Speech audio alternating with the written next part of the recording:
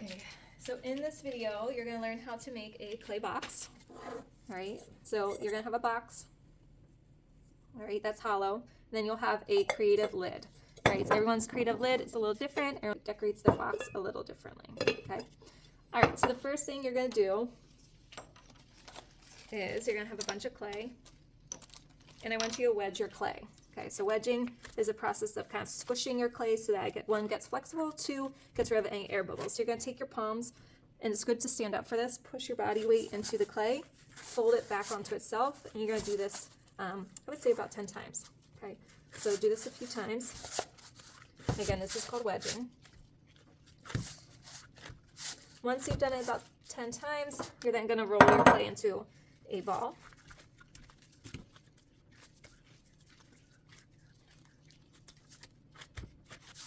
You want to get rid of any cracks that you see, so drag your thumb over them, roll it in a circle. All right, and now we're ready to start flattening it with a rolling pin. So do that, you want to first actually just drop, you're not throwing it, just drop your clay a few times so that gravity helps out.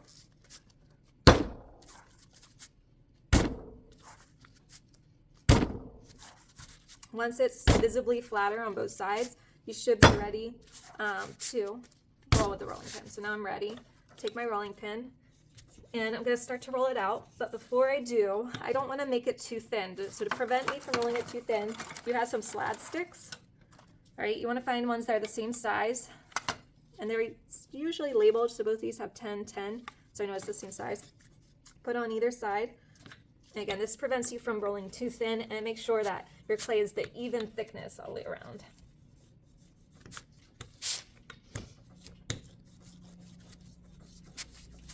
It's good to flip your clay as well. You can wiggle it, have gravity help you. Flip it.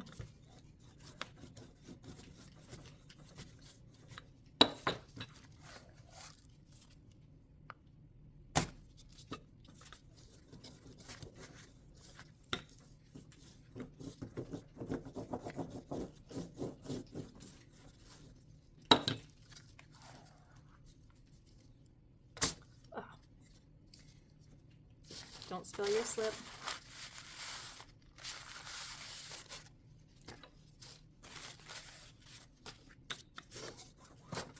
All right, now once your clay is about the thickness of a pancake, okay, so maybe about ½ inch or so, or the thickness of a pencil, so right, it's about the same thickness.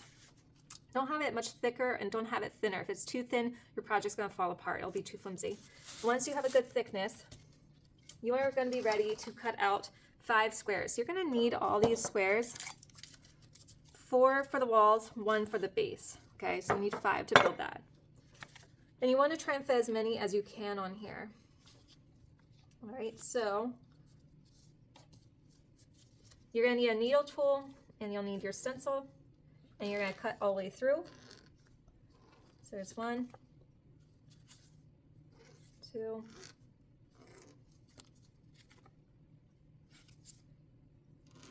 3, 4. Okay, and then 5. I am going to cut another one for extra, just in case. So you need 5. Okay, so 1, 2, 3, 4, 5. Okay, all you do is take your extra clay. Always going to have it putting extra clay in a ball so that your clay doesn't dry out on you. Put that in a ball. Okay. All right, and then we're going to start building our box. Okay. Before you do, your walls, we're going to decorate later with paint, right? You can use paint later. All right, so now I'm ready to build. So for your base, or what's going to be the bottom, first thing I want you to do is scratch with a needle tool your first and last name. Don't scratch where you're putting a hole into it, but make sure you are scratching deep enough that's legible and you can read it. Then put your section number. Okay. All right, you're gonna flip that over. That's the bottom. And we're gonna start connecting our walls. You can take a sponge, squeeze out the extra water, so a moist sponge. You can use that to kind of smooth out the top a little bit. All right, so to connect my walls, I'm going to be scratching and attaching. So just drawing a crisscross or an X all the way around, only on the edge. So like only the width of like a pinky or width of a pencil. Okay, only along the edge. And then these are going to be on, you know, connected on the outside. I am going to clean it up a little bit. So if yours got out of shape, just put the stencil over top of it. Cut it down again because they do widen when you use the stencil. All right, and then wherever it's going to join, you're going to scratch and attach both sides. So think of it like Velcro, right? Velcro has texture on both sides that locks it in place. Same idea. You're also going to put some slip that acts like glue. Your first piece is going to want to probably fall over. So I always recommend putting something behind it just for now. And then the other thing I wanted to show you guys, as you're building, you're going to want to reinforce the corners. So you're going to roll a string of clay. So you're going to take some clay, roll it into a coil, put it in that corner, pinch off the extra, take a modeling tool and smooth it out so that there's no evidence that you put a piece of clay here. Okay, so you want it to look like it's one cohesive piece, so one piece. Okay, like that. All right, now I'm going to add my next wall. I'm just going to make sure I didn't misshape it.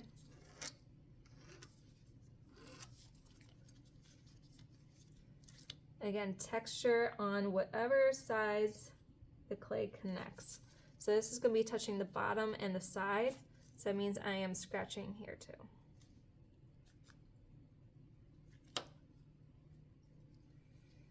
I'm going to put some moisture and then push them together like that. I'm going to turn this so you can see the inside. And then again, I want you to take a string of clay, so roll your clay into a string. You're going to put it vertically. So if you can see, right? I'm putting it vertically to reinforce the corners. You want all your pieces to look like they're actually just one piece, right? So instead of this looking like it's 5 squares connected, it should just look like it was always one piece. Okay, and then do the same here.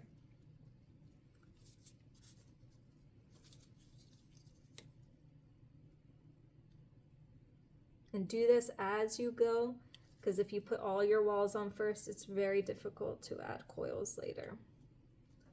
Okay, so next,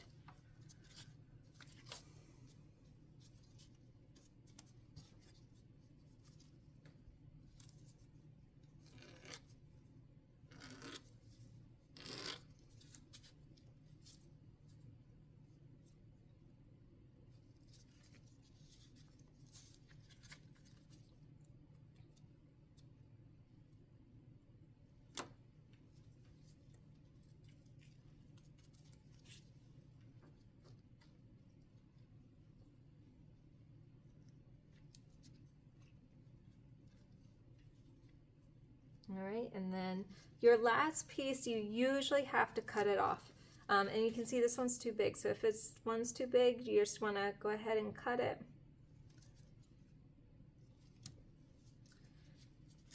And then same here, this one was too large, so I'm going to cut it so that it'll fit. And then same idea, I gotta make sure all these sides have texture. Also gotta make sure I'm putting the coils on the inside.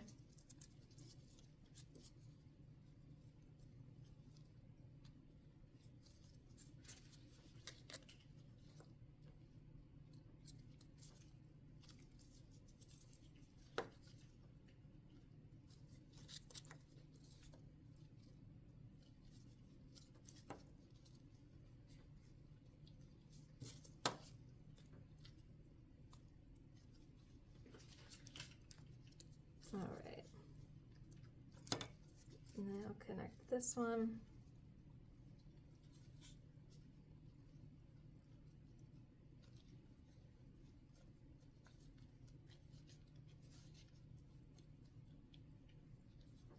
If one is taller than the others, take a needle tool, or you can take a plastic knife and use that to cut it. Okay. Add your last coils. So roll your string of clay, add them to your last few pieces.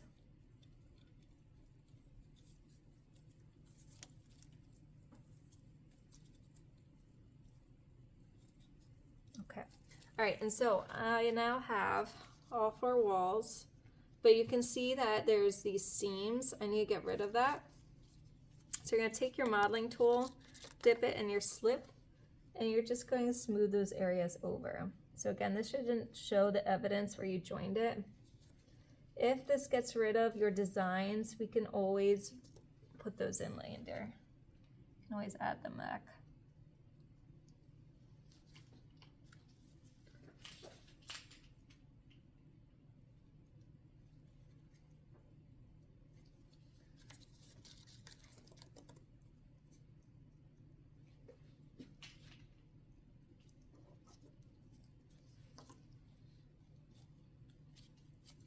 And then take your sponge, smooth out the top.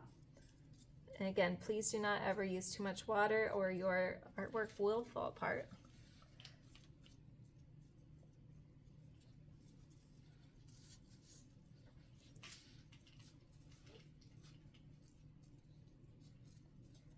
All right, I'm gonna smooth this up.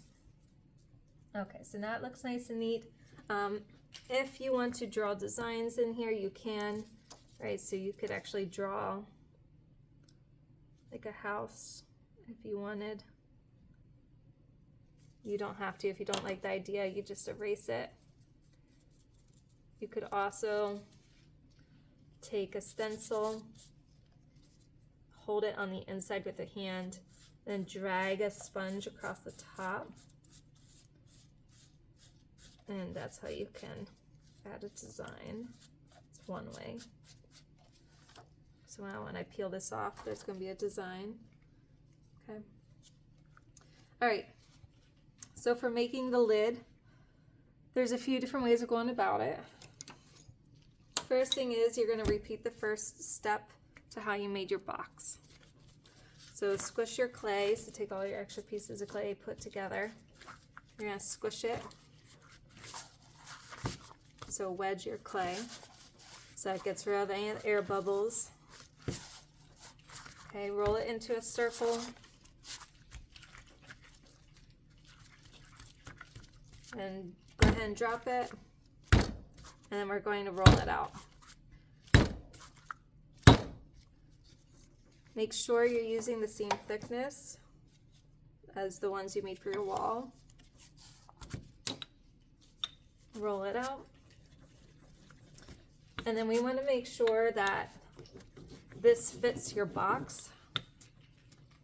So remember, flip it. So take your box and you're going to flip this upside down. I know it can be scary, but it's well connected and we can always reshape it. And grab your needle tool and you're going to cut around it. This way we make sure our lid will fit.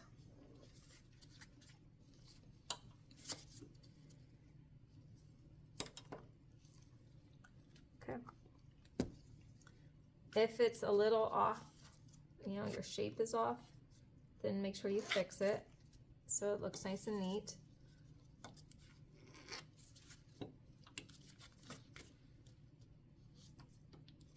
Okay. All right, and now you're ready to make your handle. So for handles, there's many different ways. I want it to be creative, so you can turn it into something else. Maybe you're sculpting it into a tree. So for example, let's say I'm gonna make a tree here. Any piece of clay though that is thicker than 2 inches, you guys should have rulers, right? So this is 2 inches. It has to be hollowed out or it's gonna break in the kiln. So this shape would have to be hollowed. So one way to do that is you could just press a finger into it, pinch it to hollow it, or grab a loop tool and you can hollow that out. Okay.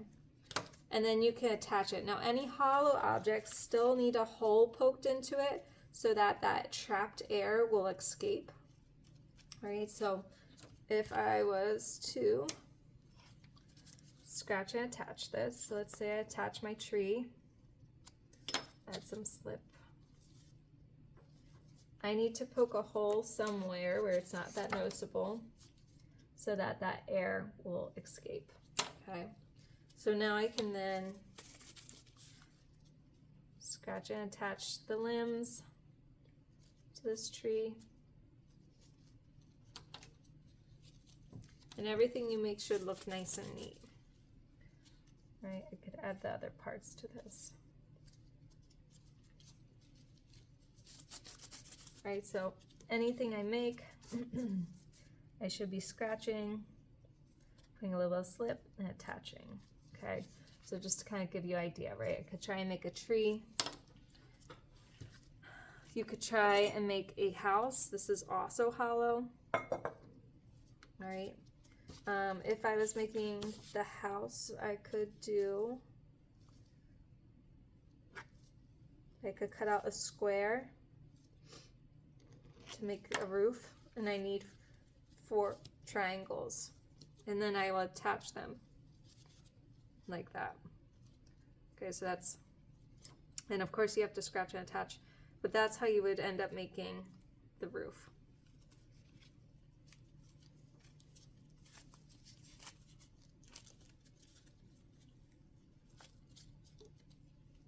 All right, but remember, I don't want just a simple handle, it has to be creative. Another idea that you could do is you can roll a ball and flatten it, and then use this like a paper and use your needle tool like a pencil, and then you could draw a design on here. Right, so for example, I don't know, so I could have a heart. All right, and then instead of just putting that there as the handle, you want to raise it. So you could put like a ball or a little square, because you need like an area to wrap your fingers underneath your handle. So you could attach like a little square, put some slip, scratch that, scratch this, put some slip. Okay, and now my fingers can get underneath this to pick up my lid. Okay, another thing your lid needs is what's called a flange, and that prevents your lid from sliding off. All that is a border on the inside so that it doesn't fall off. Okay, so to make that, you're gonna take some extra piece of clay, you're gonna roll it into a long string of clay. It should be the thickness of a pencil. And you're gonna scratch it and attach it. It should be about pinky's width on the inside, right? So not on the edge, or your lid will not sit flat. Put some slip here, and then you're gonna stick this all the way around. Okay, and then again, there should be an inch along the edge all the way around here. Okay, if you find that your lid is drooping, get extra paper towel, and you're going to support it by just stuffing this underneath. Once it dries, it won't droop anymore, but while the clay is still flexible and plastic, it'll need some support. Okay. All right, so just to review for the flange, let me just make, okay, so now that fits. And then the last thing here, you can decorate the sides.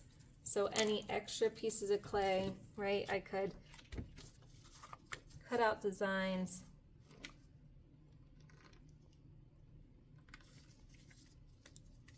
Scratch the back, scratch where they go, add some slip, and I can stick them on. Okay. Other things you can use to help, right, is stencils. so I can press one of these into it, and then I can use that to trace and cut out this bumblebee. Another thing you can use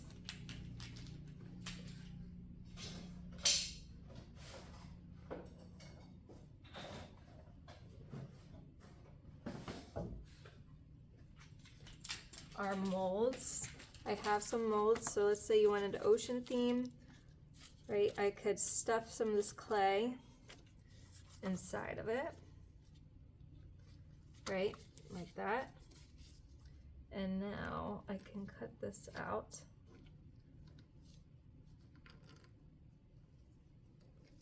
Like that.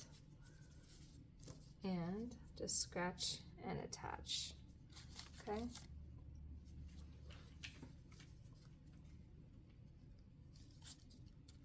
So those are some ideas of what you can do. Okay. All right, so going back to the lid though, I just want to show one more time. So roll your clay into a ball. Get hold of this. Roll it into a ball.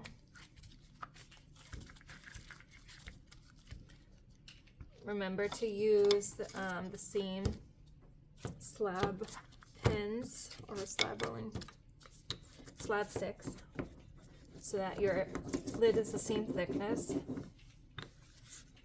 Okay, take your clay box. You're gonna flip it upside down. I know it's scary, but it'll be okay. You're gonna trace this so that we know it fits, because a lot of times our boxes change shape as we make them.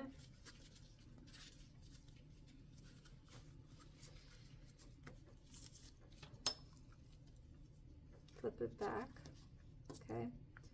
Test to make sure it fits, but we're gonna be working off of our box because it'll droop. It does fit, great. Now you need to make a flange. A flange prevents your lid from falling off, okay. All you do for this is you take a piece of clay, roll it into a long string, so you're making a coil. It should really be the thickness of a pencil, okay? And this should be like an inch inwards. Okay, so if you look here, it's actually a 1/2 inch inwards, right? So this is gonna basically go here. You do not want it along the edge because your lid will not sit flat if that's there. Okay, so now I'm gonna add a little bit of slip, and you're just gonna stick this in the shape of a square all the way around. Okay, last thing, grab your needle or your modeling tool, the plastic modeling tool. You don't want to flatten this, we want it to stay raised, but you do want to push the clay onto your lid so that's well connected. So I'm pressing on the inside of your flange and I'm pressing on the outside of it. So again, I'm just adhering it to the lid. Okay, and the very last thing I can do is take that sponge and just reshape it here so that it looks nice and neat.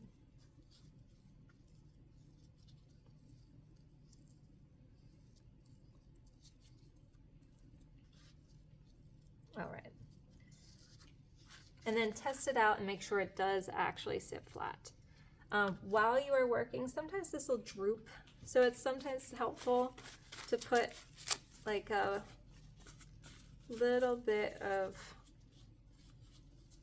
paper towel there so it doesn't droop while you're working on it. But now you're ready to start making your handles, okay, and attaching your handles to it. All right, that's how you make your clay box. When you're finished with it, you do need to make sure that your name is also on the bottom of your lid so they don't get mixed matched. So I do recommend taking that Neo tool, writing your first and last name on the bottom of your lid, okay? Another thing you should make sure, because sometimes as you work on it, it disappears. is rewrite your first and last name also on the bottom of your box, okay? Please don't do it on the inside, because if you open up your lid, you'll see it. Just doesn't look as nice. It's not good craftsmanship. All right, then this will go on the drying rack, and that's it. All your extra clay can go into a ball, and this time we'll reclaim it. It's reusable. All your clay tools are going to go back inside the bin. This slip does not go inside the bin. Okay, the clay tools all go back inside your bin. All the clay tools. Any piece of clay, all extra clay, needs to go into a ball. So squish it a few times, wedge it for me, because my next class can reuse it. And then Miss Heim will collect those.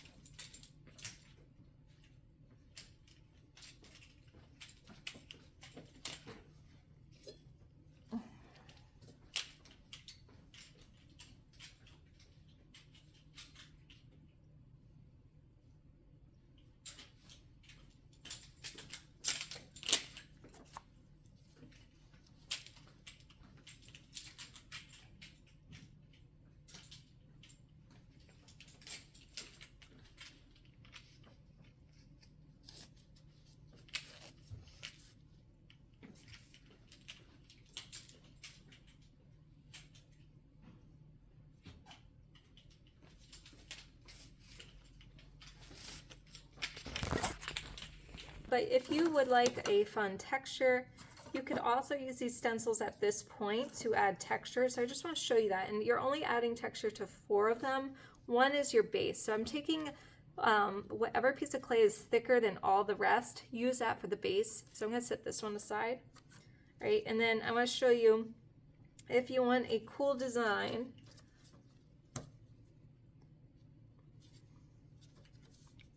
you can take the stencil and gently roll over it a little bit, and it'll add a fun design to it. So I'll do that to these two.